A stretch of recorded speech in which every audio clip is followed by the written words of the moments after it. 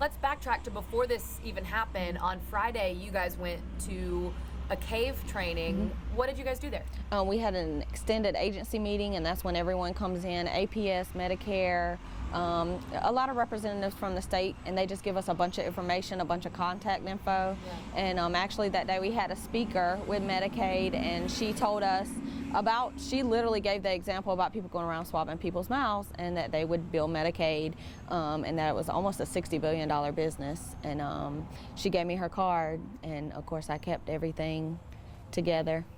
And then, so that was Friday. That was Friday. So Saturday, you guys get a call from people saying, hey, something weird's going on. Waynesboro PD, he said it's their district, so they responded first. They did. But then you come out. Did you come out because you're C.A.V.E, or was it just happenstance that you were the deputy who responded? Someone actually tagged me on social media, and there was a post made about the two guys being there and asking were they legit, and then someone knows that I'm a part of C.A.V.E, so they tagged me, and I notified our dispatch that I would be en route. So I pulled up to Waynesboro PD, and they already had 3 of them detained. They had already identified them with their driver license or IDs. And I just walked in and I said, can I get your badges? Like, that's what I want to see. That's how I'm going to know that you're legit or not. And of course they handed me a plastic badge, and inside was literally a piece of paper with their picture and a fake barcode on it. So I knew right then that it wasn't a legit business. Right.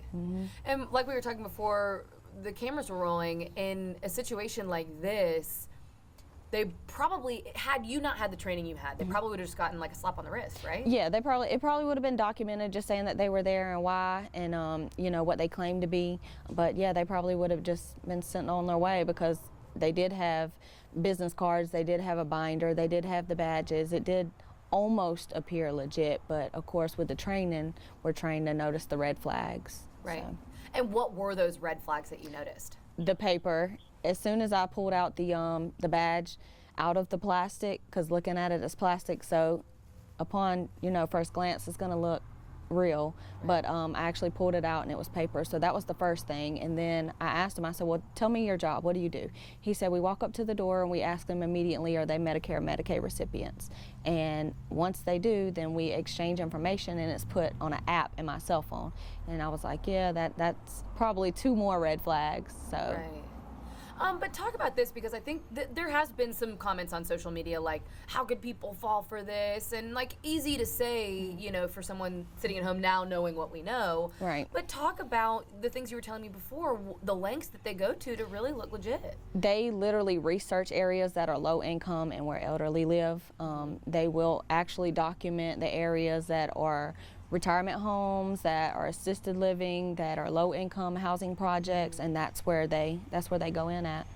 And they come, like, if they showed up to, these people really thought they were legit. Why?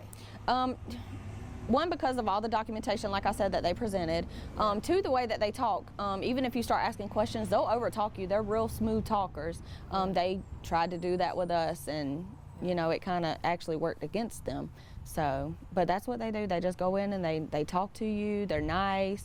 They present all this information, and it looks legit, but you got to really look into it.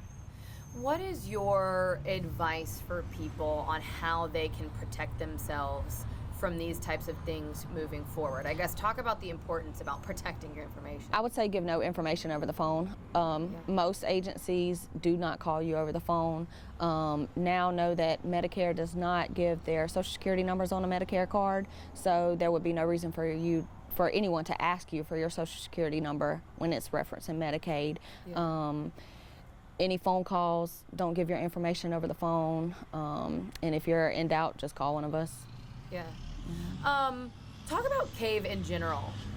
And by that I mean, what could this situation have been like had it not been for this task force? I texted District Attorney Payne yesterday, and I said to her, I said, it's probably tough to see it now because you guys have hundreds and hundreds of victims, and you're busy, and it's tough to see all these people who've struggled. But I said, you should be really proud of this task force, because from what I've been told, this could have been way worse, gone on way longer, had it not been for you, for her, for Loomer. Right. You know, what does the C.A.V.E. task force mean in terms of protecting the people in our community who are the most vulnerable? The C.A.V.E. task force is basically crimes against the vulnerable and elderly. So it's not just the elderly, it's vulnerable people too, in unlicensed and licensed care homes, and then also, of course, that receive Medicaid and Medicare. So it's been big on just teamwork.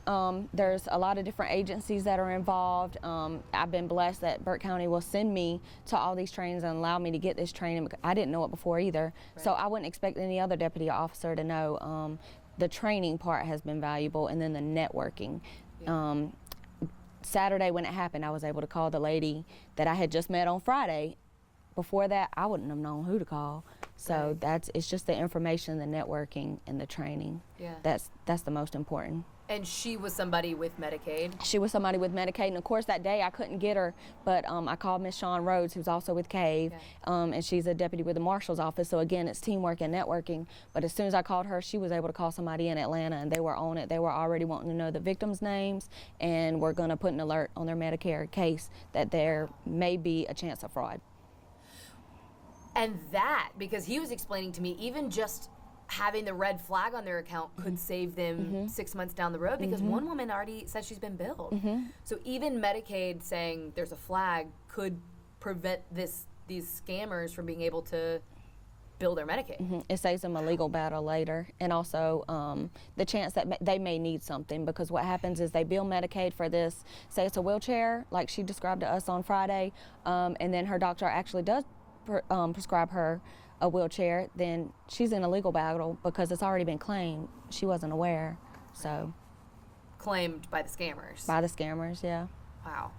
And what Chief Blanchard was telling me too, that these guys who are out there doing it, they are, you kind of referenced it before, that they're just like the foot soldiers.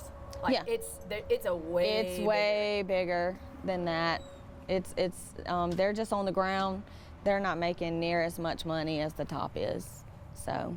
That's crazy. And I think they're unaware about how big it is. They know it's illegal, but they're unaware about how big it is. And like I said, she said it was a $60 billion business.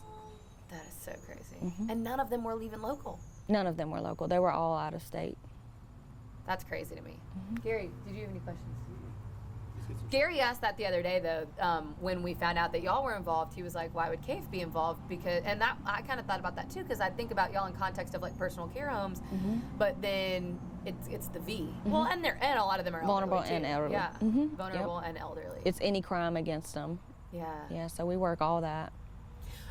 Where here, he said Pilgrim Way, were there, like, specific spots where they were targeting people? Yeah, Pilgrim Way, Forest Ridge, that's mostly elderly. Academy Avenue, there was a church that's been converted into kind of like a retirement home, all elderly. Magnolia Acres, low-income housing projects. Right. They had it all.